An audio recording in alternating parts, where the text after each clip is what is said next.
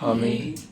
आज की शाम के समय परमेश्वर के लोगों, जो परमेश्वर का पवित्र वचन है वो है सबोदेशक की पुस्तक, उसका 4 अध्याय।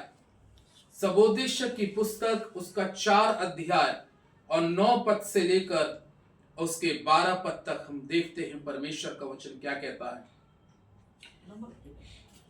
पेज नंबर 808, पेज नंबर 808 पुराने नियम की पुस्तक है। 9 पद से 12 पद तक। 1 से 2 अच्छे, क्योंकि उनके परिश्रम का फल अच्छा मिलता है, क्योंकि यदि उनमें से एक गिरे तो दूसरा उसको उठाएगा, परंतु हाय उस पर जो अकेला होकर गिरे और उसका कोई उठाने वाला ना हो।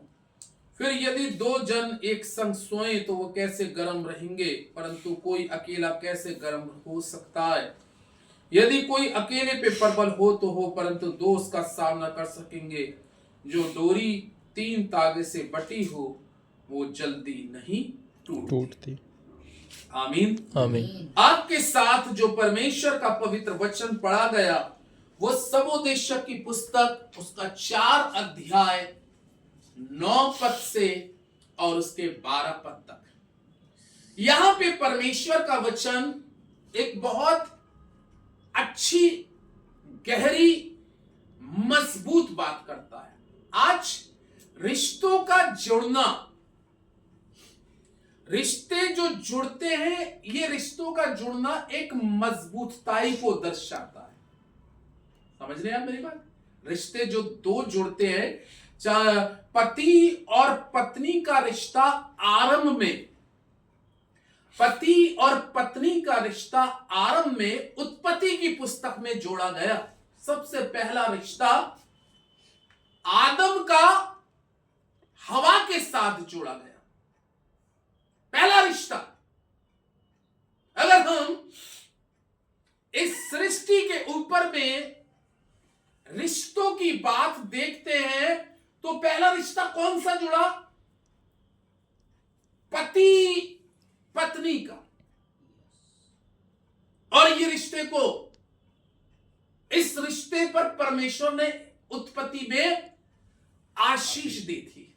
आमीन। हाँ, बहुत बड़ी आशीष दी थी, क्योंकि परमेश्वर ने जब पहले मनुष्य को, आदम को बनाया था, तो बाइबल में लिखा है कि उसने कहा कि इसका अकेला रहना अच्छा नहीं, ठीक नहीं। तभी तो वक्त कहते हैं ना, परिवार के अंदर में जब बच्चे 24-25 साल को क्रॉस करने लगते हैं तो क्या सोचते हैं मां बाप? इनके समय से क्या हो जाए? शादी विवाह हो जाए। सही है। क्यों ऐसा सोचने लगते हैं? क्योंकि परमेश्वर ने भी जब पहले मनुष्य को, जिसका नाम आदम ने बनाया, और बाइबल में लिखा है कि सारे जोड़ों को उसने देखा। कबूतर का जोड़ा, हिरन का जोड़ा, गाय का जोड़ा, शेर का जोड़ा, हाथी का जोड़ा, सारे पशु पक्षियों के जोड़े उसके कहने के अनुसार बने। लेकिन क्या मालूम है, सारे शब्दों पर, सारे मुंह से जो खुदा के शब्द निकलते थे, शब्दों के अनुसार सब कुछ हो रहा था। लेकिन इंसान के लिए परमेश्वर का कितना बड़ा प्यार है, इतना बड़ा प्यार कि उसने मनुष्य को अपने हाथ से बनाया। अब आप सोच सकते हैं कि मैं और आप उसके हाथ के बनाए हुए इंसान हैं, और आदम की पीढ़ी से अगर बात करें तो हमारा आदम, संसारिक रीति से आदम हमारा पिता होगा। उसी से तो सारी जनरेशन निकलती चली है। और आदम के बारे में लिखा है कि आदम को खुदा ने अपने हाथ से बनाया। बाइबल में लिखा है कि जब उसने देखा, पता है आदम को बनाने का कौन सा दिन था? 6वां दिन। 6वें दिन में उसने आदम को बनाया और 7वें दिन को उसने विश्राम किया, जिसको हम सबत का दिन भी कहते हैं, जिसको आराधना करने का भी दिन कहते हैं। लेकिन बाइबल में लिखा है कि जब उसने सब पशुओं को देखा, पक्षियों को देखा कि सबके जोड़े एक साथ घास खा रहे, एक साथ दाना चुग रहे, तब उसका आदम की तरफ दृष्टि गई और आदम साइलेंट, खामोश बैठा था। तब परमेश्वर का स्नेह, तब परमेश्वर का प्यार आदम के लिए उभरा। ये प्यार आदम के लिए उभरा। वो चाहता कि ऐसे ही रहने दो इसको, ये अकेला ही रहने दो। वह ऐसा भी सोच सकता था, नहीं, ये प्रक्रिया करता कि एक और मट्टी को वो उसने बना के ये प्रक्रिया नहीं करता, उसकी वो पसली आदम की नहीं निकाल के डालता, तो ऐसा नहीं हो सकता था, पॉसिबल नहीं था। वो चाहता तो उसको अकेला भी छोड़ सकता था। जीवन का पार्टनर, जीवन के साथ में दुख सुख का भागी, एक साथ रिलेशन बनाने वाला, कलाम में लिखा है उसने एक और शख्स को बनाया, उसका नाम स्त्री हुआ। और बाइबल में लिखा है कि तब परमेश्वर उस स्त्री को आदम के पास लाता है और आदम के पास में लाके कहता है, अब तुम दो नहीं एक तन। क्या? एक तन। वहां पर वो वचन पूरा भी होता है कि परमेश्वर का कलाम कहता है, और जब उसने उन दोनों को एक तन, एक आत्मा, एक प्यार में, एक दुख और एक सुख में जोड़ दिया। एक परिवार वाला व्यक्ति, एक अच्छा रिलीजन व्यक्ति जो क्या होता है जब उसके साथ में जोड़ा बनता है, तो शायद बहुत सी चीजें मनुष्य अपने घर की किसी दूसरे से नहीं कह सकता, लेकिन औरत आदमी को अपनी सारी बात बताती है और आदमी औरत को बात बताता है। एक अच्छी अंडरस्टैंडिंग इस तरीके से जीवन में चलती है। इसलिए खुदा का कलाम कहता है उन दोनों को एक साथ, पहले अकेला था लेकिन जब दो करे तभी तो ये वचन पूरा हो रहा है कि एक से दो अच्छे।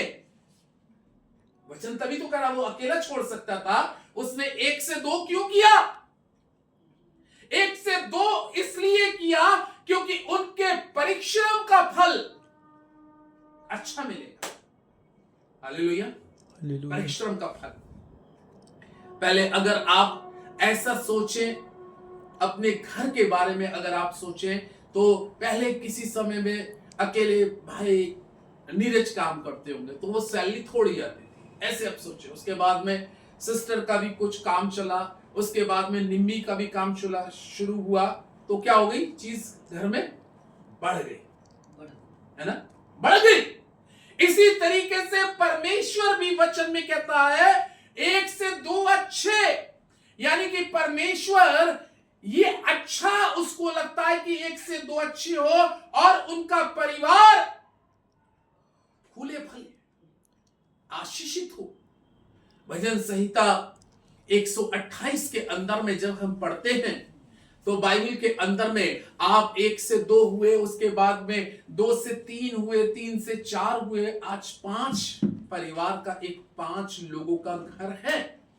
और कलाम में वहां पर इस प्रकार से भी लिखा है, जब हम 128 भजन संहिता को पढ़ते हैं और उसके तीसरे और चौथे पद पे जब हम ध्यान करते हैं तो लिखा है तेरे घर के भीतर तेरी स्त्री फलवंत दाखलता सी होगी और तेरी मेज के चारों ओर तेरे बालक जलपाई के पौधे के समान होंगे।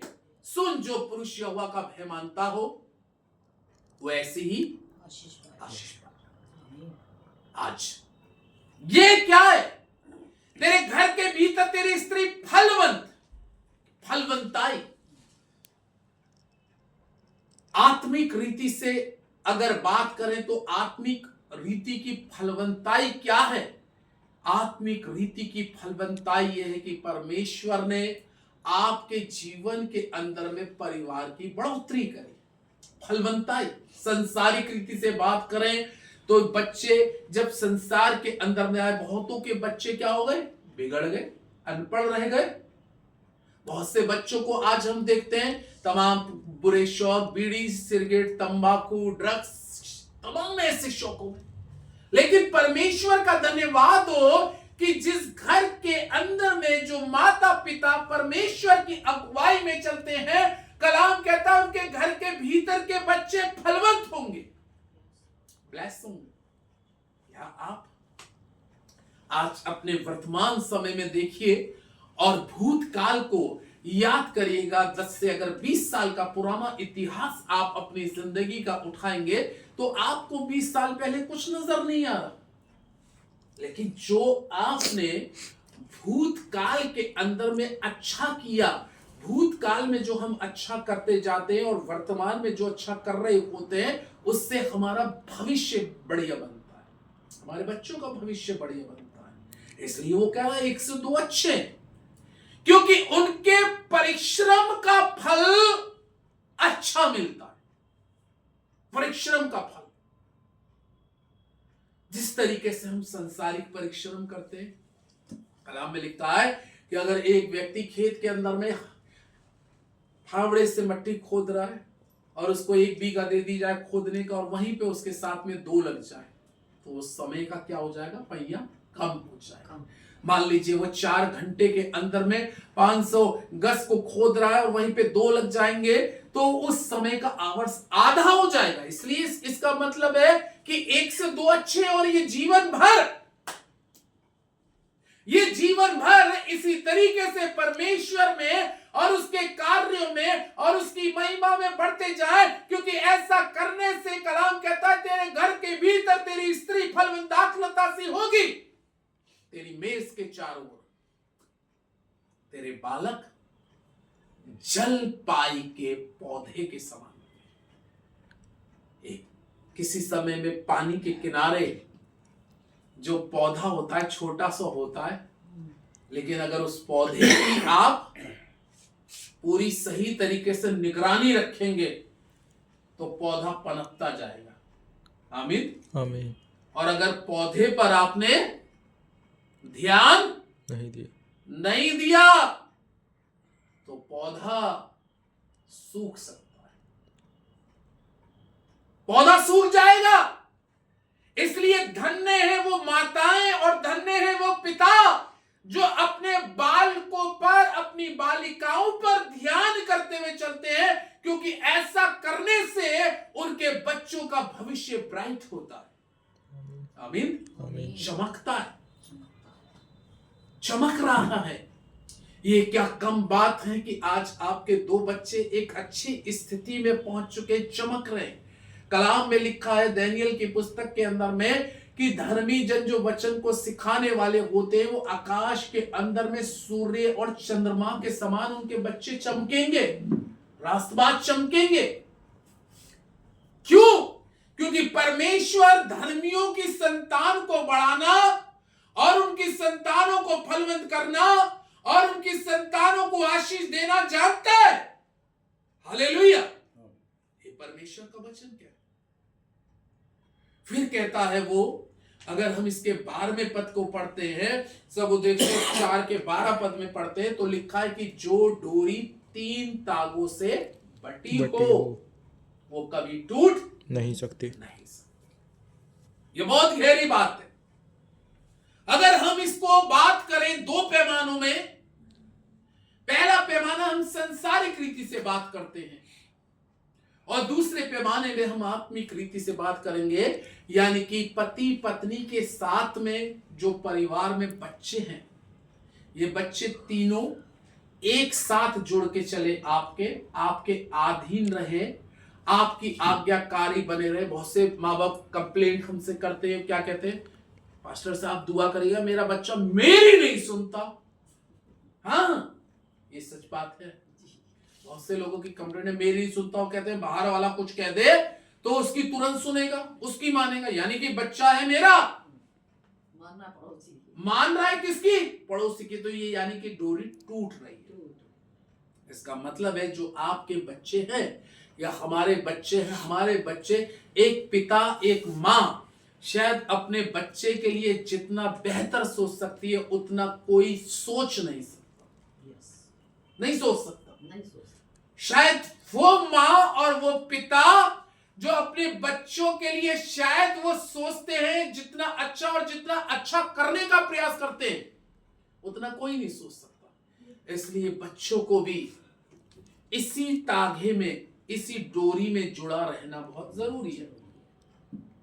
अगर आप एक लकड़ी को लो तो बहुत जल्दी से तोड़ दोगे, लेकिन वहीं पे अगर 5 लकड़ी के दे दो, अब तोड़ो भैया, तो तोड़ना बहुत मुश्किल होता है। ये हकीकत है। आज परिवार में बच्चे जो बिगड़ जाते हैं उसकी वजह से माँ बापों के मन टूटते हैं, हृदय टूटते हैं।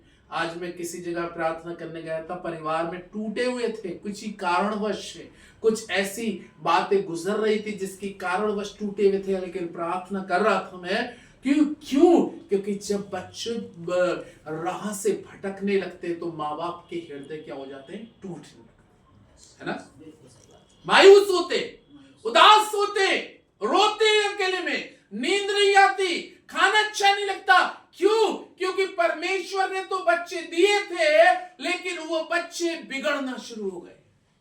लेकिन बच्चों को हमेशा याद रखने की जरूरत है कि अपने माता पिता के अधीन रहो, उस मां के अधीन रहो जिसने 9 महीने पेट में रखकर अपने जान पर खेलकर आपको जन्म दिया, उसके अधीन रहो, जो खुद गीले में सोई लेकिन उसने सूखे में सुलाया आपको, उसने अपने जिस्म के अंदर का खून पिलाया, दूध जो है खून में से होके निकलता है वो पिलाया है, अपनी ताकत दी है। इसलिए परमेश्वर के लोगों, बच्चों को अपने माँ बाप के अधीन रहना है। निर्गमन की पुस्तक में 10 आज्ञाओं में एक आज्ञा ये भी है, तू अपने माता पिता के रिस्पेक्ट कर, अपने माता पिता की इज्जत कर। या और जो बच्चे अपने माता पिता की इज्जत नहीं करते, आज उन बच्चों के हालात बहुत बिगड़े होते हैं। ये हकीकत है।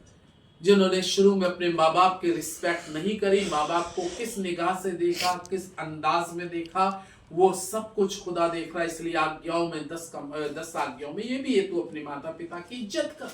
हमें इज्जत करना है। तो जो डोरी 3 तागे से, यानी कि फैमिली आपका है, हस्बैंड वाइफ और जो बच्चे मिले आपको, सभी को 5 को एक साथ, अगर आपकी आवाज जो निकल रही है तो वही बच्चों की, चारों की आवाज, तीनों बच्चों की वही आवाज। ये है एकता, ये है एकता। ये एकता कभी भी हमारे परिवार की टूटने ना पाए, क्योंकि शैतान एकता को तोड़ने का प्रयास करता है। करता नहीं करता?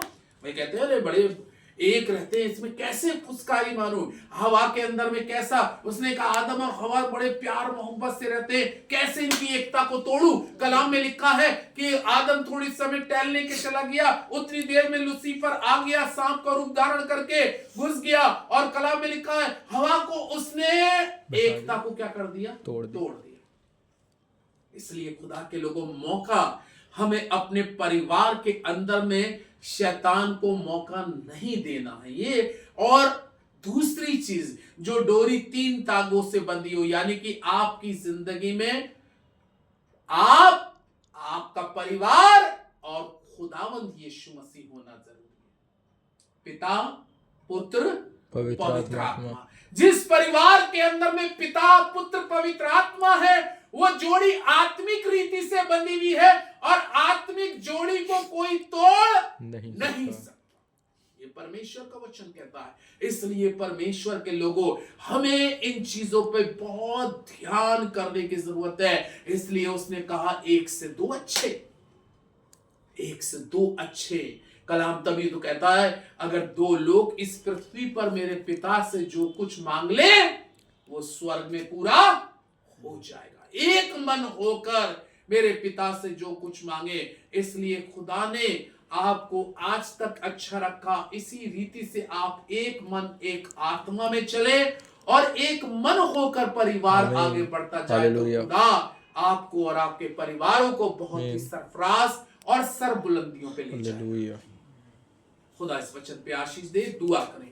हमारे जीवित, महान, प्रेमी, सामर्थी, करुणानिधान, दयावंत परमेश्वर, अनुग्रहकारी पिता, सेनाओं के यहोवा, मैं आज की शाम में आपका धन्यवाद करता हूं ब्रदर नीरज मैसी के लिए, सिस्टर ईशा मैसी के लिए इनकी 28वीं शादी की सालगिरह में इन्होंने तुझको याद किया, तेरे दास को बुलाया अपने घर में, ये प्रेयर रखा ही प्रभु जी, क्योंकि तू यही चाहता है मनुष्य अपने जीवन से तुझे धन्यवाद करे पिता। हम इन 28 साल के पारिवारिक जीवन के लिए धन्यवाद करते हैं प्रभु, कि तूने इन 28 साल में प्रभु इन्होंने हर चीज का अभ्यास अपनी लाइफ में किया, उतार चढ़ाव देखा, लेकिन सबसे बड़ी ब्लेसिंग यह है कि ये दोनों आज साथ एक बैठे हैं। परिवार को तूने इनके 3 अच्छे बच्चे दिए जो अच्छी एजुकेशन को प्राप्त करके आगे बढ़ रहे हैं प्रभु, और हमारी यही मिन्नत है प्रभु, ये परिवार तुझ में हमेशा जुड़ा रहे, तेरे वचनों में जुड़ा रहे। ये ओ पिता परमेश्वर, ये पिता पुत्र पवित्र आत्मा के नाम से ब्लेस रहे प्रभु जी। ये डोरी को कोई तोड़ने ना पाए, इनके बच्चों को कोई बहकाने ना पाए, और प्रभु ये पूरा परिवार तेरे प्रति और तेरे कलाम के प्रति, तेरी सेवा के प्रति समर्पण रहे। आपका धन्यवाद करता हूं, शुक्रगुजार हूं प्रभु, इन 28 सालों में तूने इनके साथ रहा, आगे भी तू इनकी अगुवाई करे, आमीन, मदद करे। यस फादर, सारी बातों में तुझे धन्यवाद देते हुए इस दुआ को प्रभु यीशु के नाम से मांगता हूं, आमीन। आमीन।